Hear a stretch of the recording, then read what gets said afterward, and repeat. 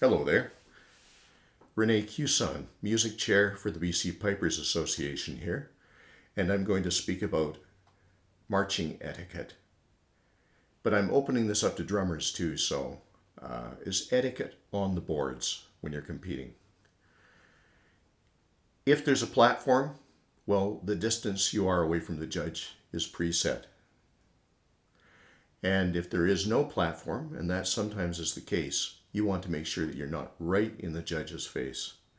So you should be at least 3 meters, I would say, away from the judge's platform. And you should be positioned in a way that the judge is going to get the best listen and look. Pipers, typically with a marching tune, you're going to be marching. Unless you're a beginner and you just haven't mastered being able to march to your tune yet. And then you're just going to position yourself well and facing the judge.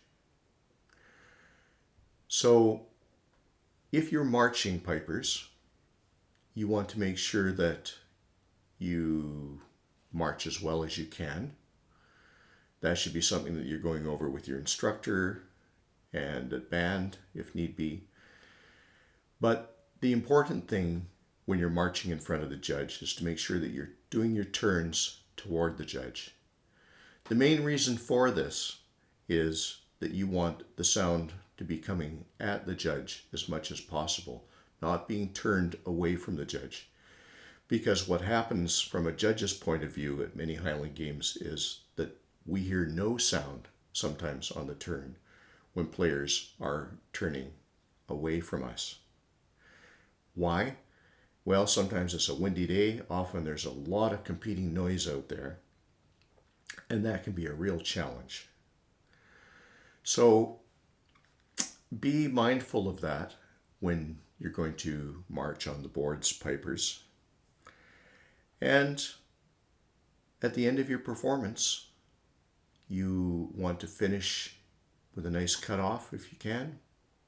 That's what we expect. And when you've finished, smile. If you had a good performance, of course, you'll be smiling. If you didn't have such a good performance, still smile, because it is what it is at that point, and it's something to grow from if it didn't go as well as you might have wished.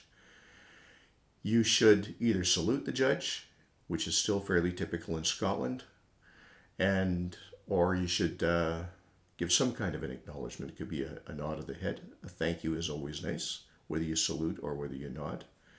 And then you can sort of dismiss yourself. It doesn't have to be a military dismissal. You don't have to do an about face. But it's good to maintain that sort of thing.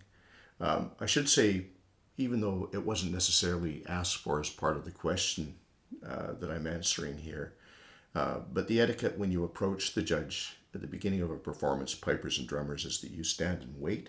I'm sure you all know that, until beckoned by the judge.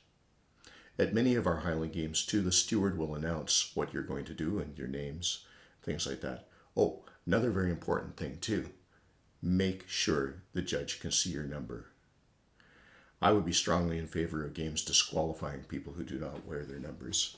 It's really awkward for the judge because as much as you think we know everybody who's coming up to us and are great with names, sometimes we don't know the names or we've forgotten.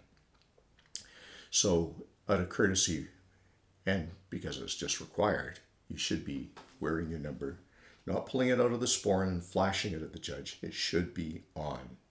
So please do that. Good luck with things, and if you have any further suggestions on things that should be talked about regarding marching etiquette, let me know. And it might be good just to look at any other of these presentations that are on games etiquette and things that might help you to just give a better performance. I'm going to do a presentation on being focused during performance as well. You might find that one useful. Anyway, take care. Best wishes for the season.